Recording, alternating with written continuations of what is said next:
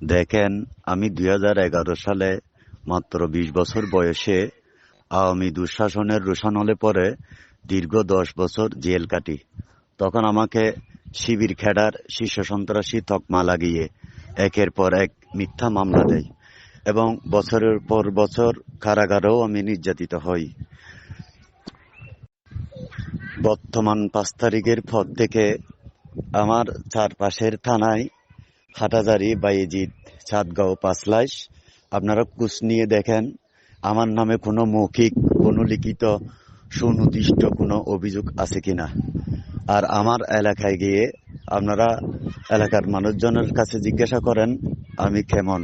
তো আমি এলাকাবাসী হিসেবে এইসব গুজবের বিরুদ্ধে নিন্দা জানাচ্ছি এবং আমি নিজ থেকে প্রতিবাদ জানাচ্ছি যে এগুলা কেন করা হচ্ছে, ওনার সম্পর্কে এগুলা বিরুদ্ধে অ্যাকশন নেওয়া দরকার। খুব ট্যালেন্ট ওর বিরুদ্ধে যে মিথ্যা প্রচারগুলো হচ্ছে এগুলো সম্পূর্ণ বানোয়াট মিথ্যা। আমি আমার অন্তর থেকে, আমি আমার এলাকাবাসীর পক্ষ থেকে এটা তীব্র নিন্দা জানাই। তাহলে মনে হয় মানে যথেষ্ট পর্যাপ্ত পরিমাণ ওর ব্যাপারে আপনার ওই জানার জন্য এই যে বিষয়গুলা ওটা হয়তো জানতে পারতো এলাকার মানুষ থেকে। আর সবচেয়ে বড় কথা হচ্ছে কি, এখানে এই ওর ব্যাপারে রিসেন্ট যে কয়েকটা আমি খবর পাইলাম আর কি, এগুলো আসলে এই মানুষ কেন বলে। দোকানদার, আমি এই এলাকায় 3 নং ওয়ার্ডে আমি দোকানদারি করি। তো সরোয়ার প্রসঙ্গে আমি এটুকুই বলতে চাচ্ছি, সরোয়ার বর্তমান পরিস্থিতিতে উনি একজন মহৎ একজন ব্যক্তি এবং এলাকার প্রতিটা কাজেই, ভালো কাজে উনি সবসময় সবার সাথে যুক্ত থাকেন। আমি সেরওয়ার ভাইয়ের এলাকার থেকে বলতেছি। সেরওয়ার ভাইয়ের নামে যতগুলা কথা শোনা যাচ্ছে ওই সব কথা সবগুলো হচ্ছে যে মিথ্যা। আমাদের জানা মতো এরকম সেরওয়ার ভাই কোনো কাজ করতে পারে না। আমার বিভিন্ন মহল থেকে ওনার কিছু বক্তব্য আছে যে উনি বিভিন্ন ইয়ের সাথে জড়িত। এই বিষয়গুলো আপনাদের কিভাবে দেখছেন আপনার সামাজিক? ও এমন এমন কাজ করছে সমাজের, যার পরিপ্রেক্ষিতে এখনো ওই মহিলারা যাদেরকে বিয়ে দিয়েছে টাকা পয়সা দিয়ে রথে হাড়ি, ওগুলো এখনো অনেক সুখী আছে।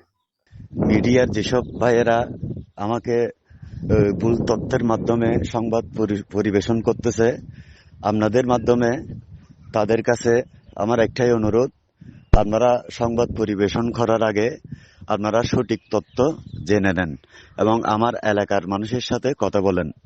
যে কারণে শীর্ষ সন্ত্রাসীরা বারবার আমাকে হামলা করতেছে মেরে ফেলার জন্য।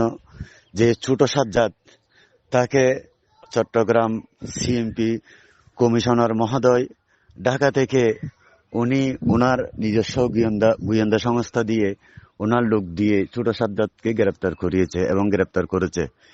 ছোট সাজ্জাদ গ্রেপ্তারের পিছনে আমার হাত রয়েছে এমন অভিযোগ তুলে বড় সাজ্জাদ বারবার আমাকে হামলা করতেছে মেরে ফেলার জন্য।